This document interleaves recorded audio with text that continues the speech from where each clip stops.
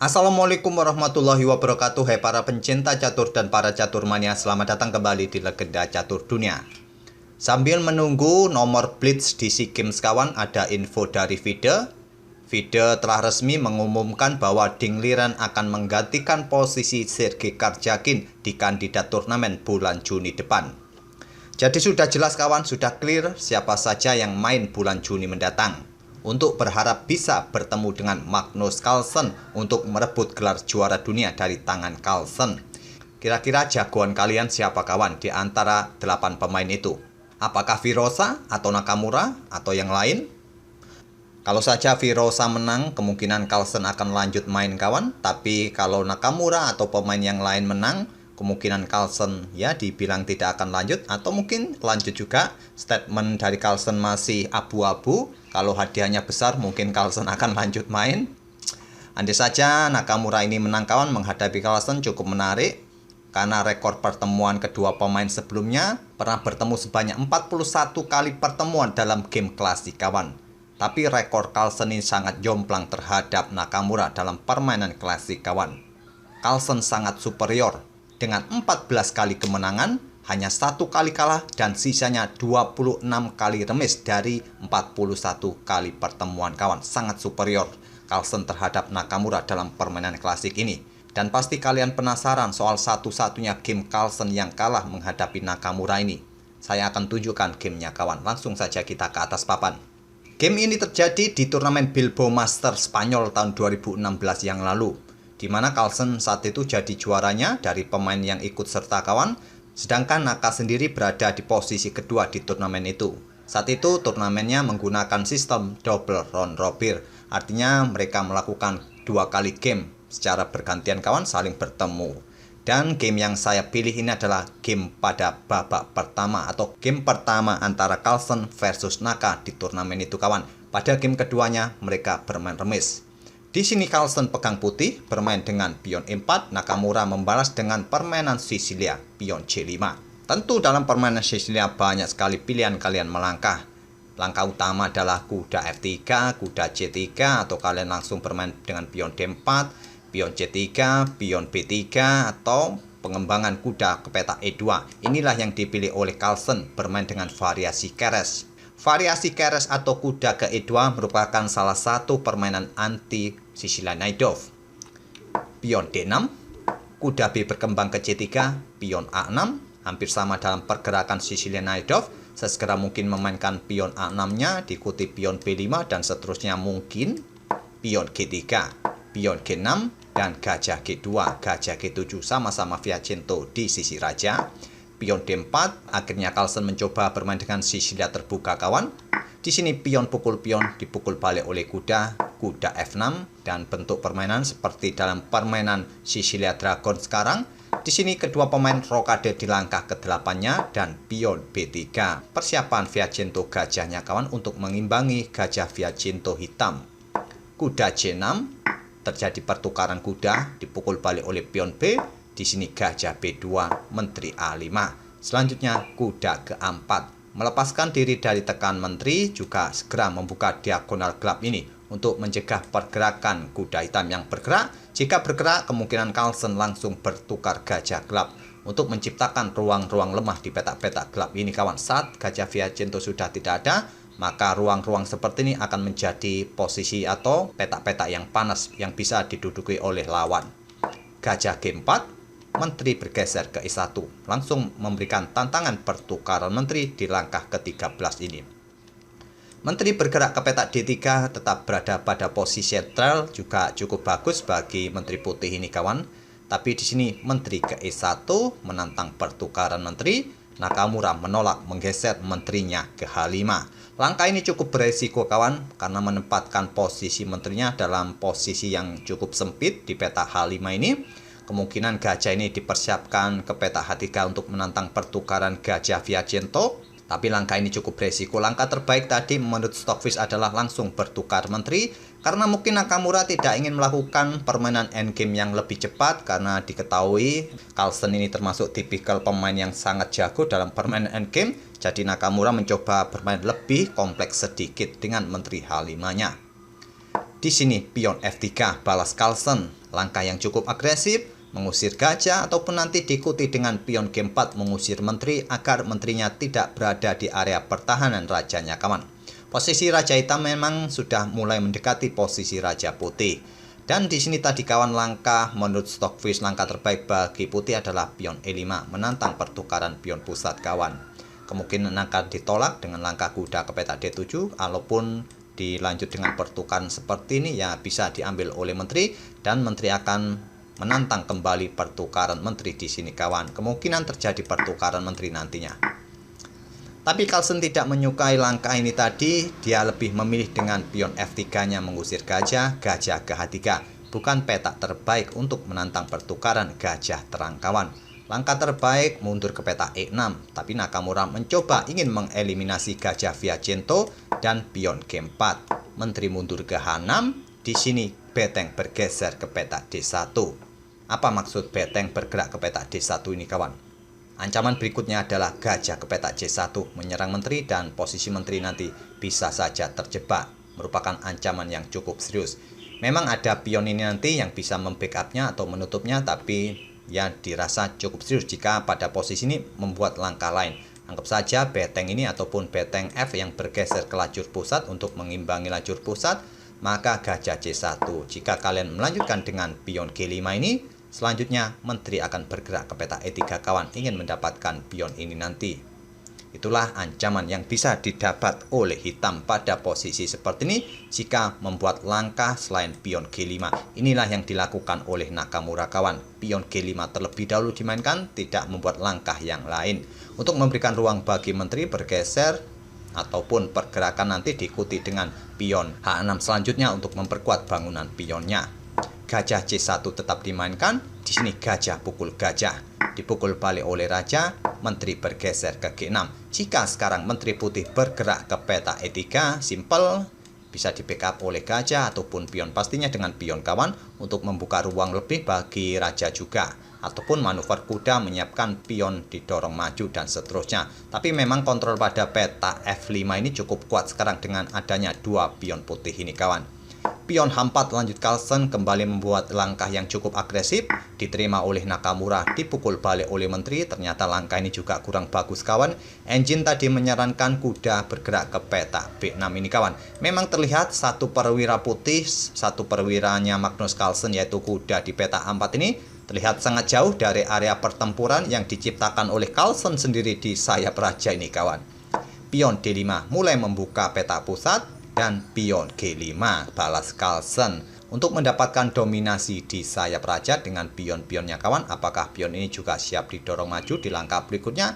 Tapi langkah ini menurut Stockfish langkah yang cukup ambisius. Padahal langkah terbaik menurut Stockfish adalah meladeni pertukaran pion ini kawan. Carlsen memilih bermain agresif dengan pion G5-nya, didahului oleh Nakamura pertukaran pion D pukul pion E4. Tidak dipukul balik menggunakan pion, pionnya didorong ke F4. Selanjutnya pion E6, langkah yang bagus kawan untuk menghentikan laju pion atau mendukung kudanya nanti bergerak ke peta pusat ke peta D5 nanti. Mungkin inilah yang miskalkulasi dari Carlsen dengan bermain pion-pion rajanya tadi kawan. Nakamura masih mempunyai pion E6-nya. Direspon Carlsen pion C4 mencegah pergerakan kuda. Beteng F ke D8 menantang pertukaran, ditolak. Beteng ke D1, maksud saya beteng D ke E1, kuda mundur ke E8. Di sini kuda C5 lanjut Carlsen menekan pion E4. Di backup lagi oleh kuda D6, menteri mundur ke F2, sekarang pion F5. Langkah yang sangat bagus kawan. Pion tidak bisa pukul pion menggunakan end pattern karena posisinya kena pin.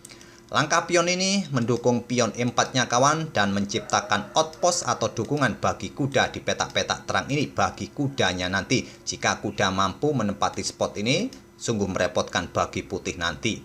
Gajah B2 lanjut Carlsen menantang pertukaran gajah gelap, ditolak oleh Nakamura, kuda ke F7. Mencoba untuk bermanuver apakah nanti pion ini siap didorong, kemudian bisa dipukul balik ataupun dipukul balik oleh gajah sehingga kudanya nanti bisa menepati spot peta-peta ini, bisa jadi kawan. Dan Carlsen bertukar gajah gelap, gajah pukul gajah G7, dipukul balik oleh raja. Carlsen melangkah menteri ke G3, bukan pilihan terbaik. Beteng tadi naik ke peta E3 merupakan pilihan terbaik kawan. Di sini dibalas Nakamura, beteng naik ke D6. Sudah jelas ingin mendobel betengnya di lajur D yang sudah terbuka.